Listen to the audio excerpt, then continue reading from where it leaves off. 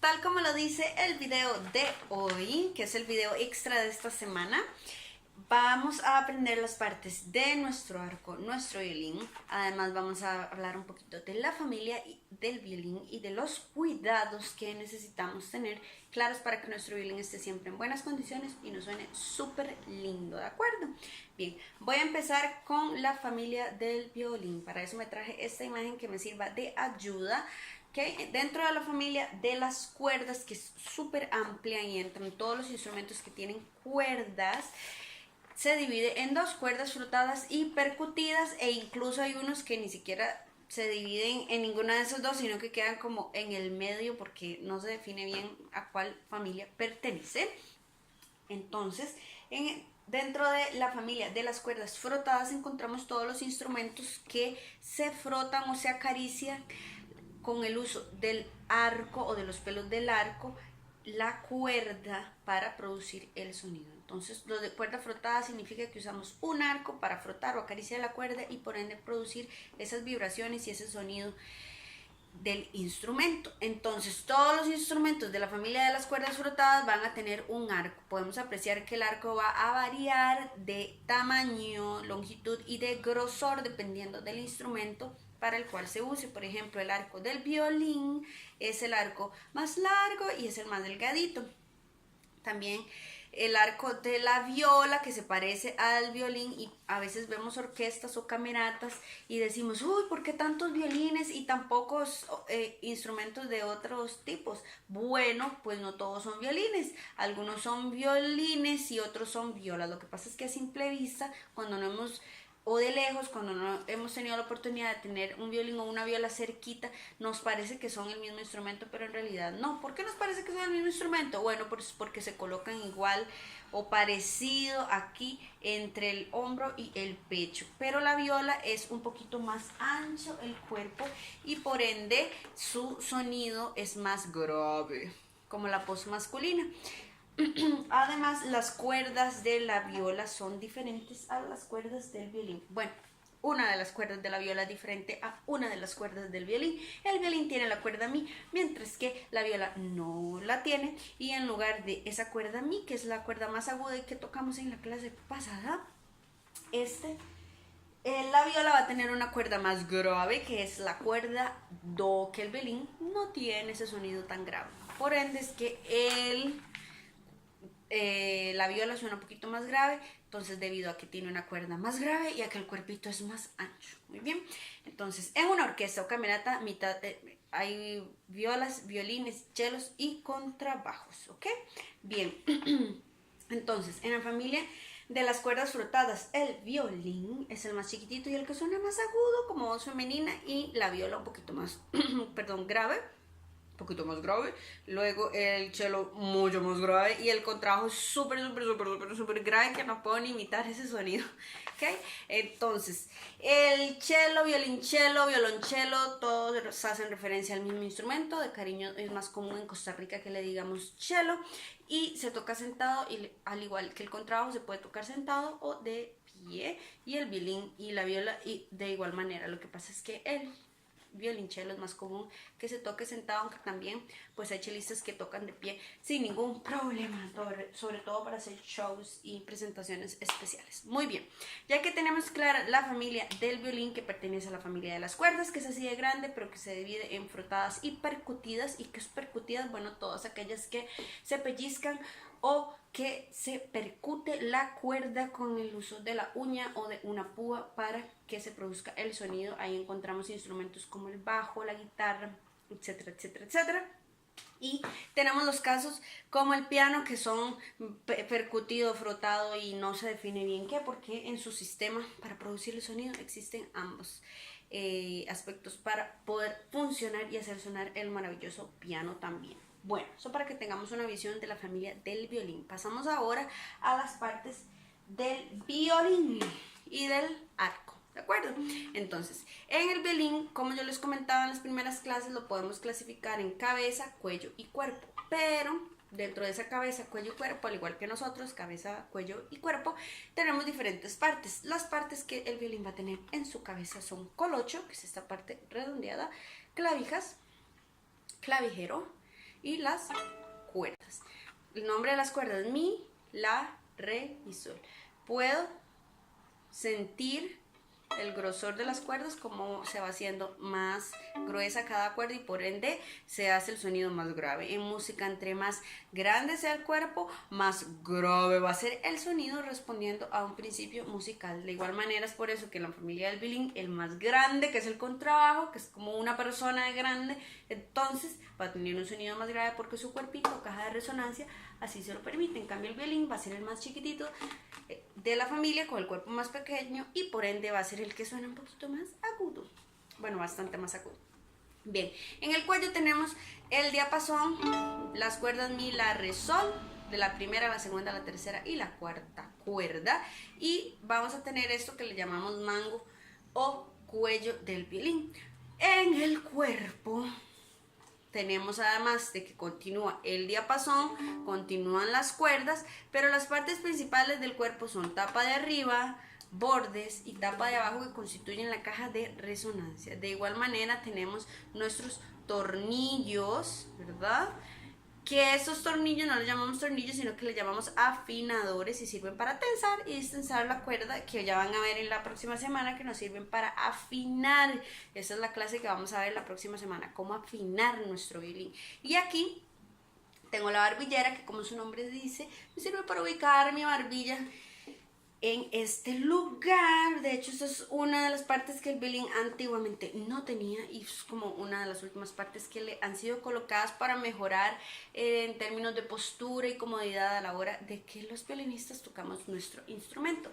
También tenemos estas que son las Fs del violín, y muchas veces me preguntan: profe, ¿pero para qué sirve? Y yo les digo: imagínate que tú tuvieras todo el sistema para faringe, laringe, las cuerdas vocales, que tuvieras todo tu sistema para poder hablar, pero que resulta que te cosen los labios. ¿Qué pasaría entonces? Que nada de lo que decimos y de lo que intentamos emitir de estos sonidos con este sistema para hablar va a ser claro. Lo mismo le pasaría al violín, que a la hora de tocarlo todo el sonido quedaría apagado y atrapado y no tendría ningún lugar por donde salir o proyectarse. Así que estos F son como la boquita del violín, que permite que el sonido plum salga y que el violín pueda cantar con nosotros.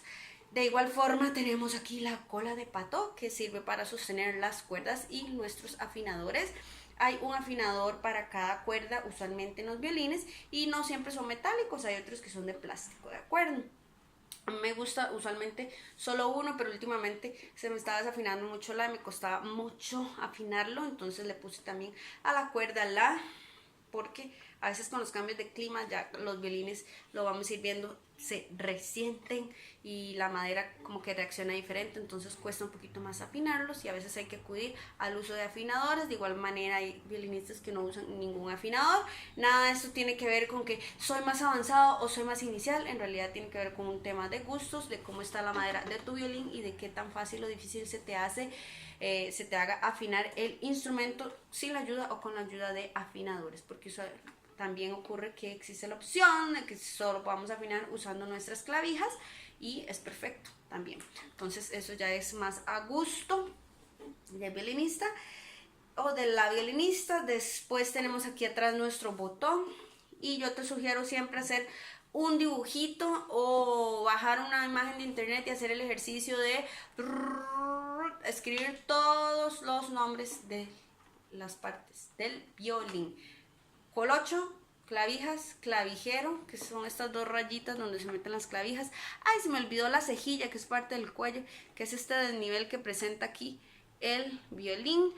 Cuerdas, diapasón, como si el día fuera panzón, y va con ese importante. Luego tengo tapa de arriba, borde, tapa de abajo, cuerdas, mi, la, re, sol, de la primera, la segunda, la tercera y la cuarta cuerda, que es la más gruesa y grave. Tengo afinadores o microafinadores, cola de pato, barbillera, botón y soporte, que es una parte agregada. En cuanto al arco, vamos a tener nuestro arco modelo que estamos usando aquí en tus clases de violín, donde encontramos el tornillo, que como cualquier tornillo gira en dos direcciones, una para tensar y otra para distensar el arco, palos de madera, punta, pelos de cola de caballo, sí, no es un mito, es real, y algunos son sintéticos, y esta es la nuez, ¿ok? La calidad del arco va a depender de si los pelos son de crin de cola de caballo o si no lo son, y también del tipo de madera que se use en la construcción, por supuesto si son hechos a mano o si son hechos en serie, que pues claramente eso decrece la calidad.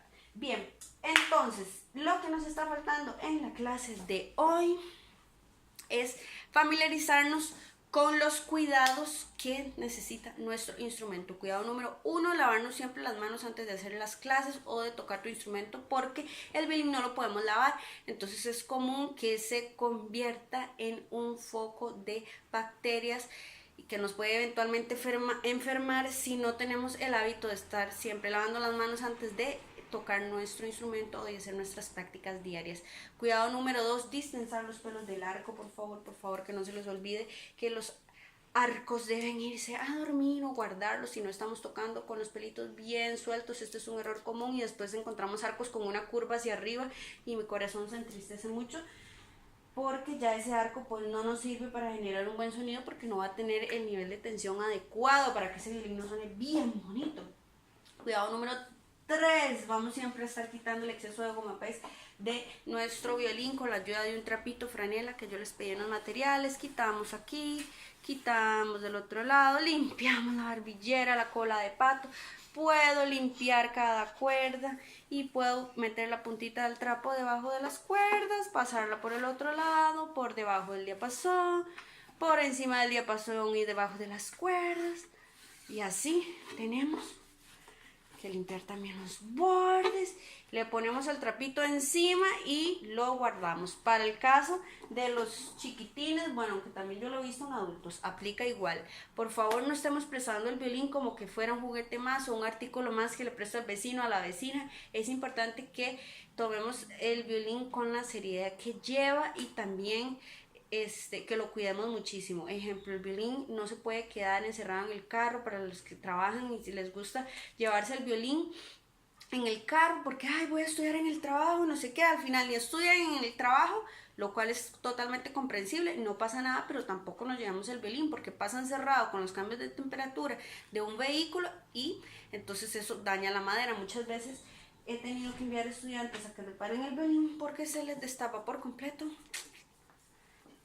esta parte, así se abre, entonces se despegan las tapas y los bordes del violín. Entonces es muy importante que tengamos cuidado con esto de no dejar encerrado el violín en ningún vehículo, ni por más que estén parqueados a la sombra ni nada por el estilo. El violín más o menos hay que pensarlo como si fuera un hijo más o nuestro único hijo, como en mi caso.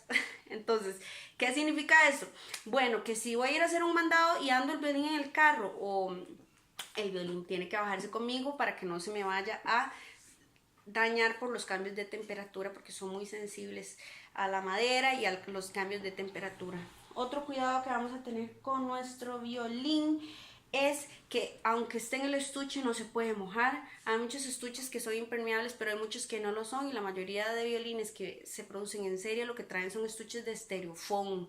Entonces es importante que aunque se vean negros y duros y fuertes por fuera, en realidad eso no los protege de nada. El violín no se patea, no se golpea, no se deja caer. Por favor, no lo cuelguen de las tiras, porque a veces esas tiras son de muy mala calidad y ¡plum!, se cae el violín y ya hasta ahí llega.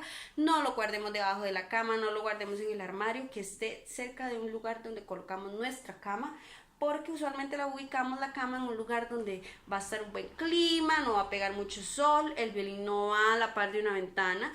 Todo esto es porque hay que cuidarle bastante la temperatura para que la madera esté en el mejor, o el material del que está hecho esté en la mejor condición posible, y que el violín nos suene bien y nos dure la mayor cantidad de tiempo posible en óptimas condiciones. ¿De acuerdo? Bien, estos son los cuidados que se me ocurren por ahorita, y si se te ocurren más cuidados que hay que tener con el violín, no se te olvide escribirlo en los comentarios. Muchísimas gracias por ver un video más acá en tus clases de violín. No te olvides de suscribir, compartir el video si conoces a alguien que le pueda ser de ayuda y de regalarme un me gusta si aprendiste algo que tal vez no sabías. Entonces muchísimas gracias y saludos desde Costa Rica. Nos vemos la próxima semana para más clases aquí en tu canal, tus clases de violín. Chao, buena suerte estudiando esta semana.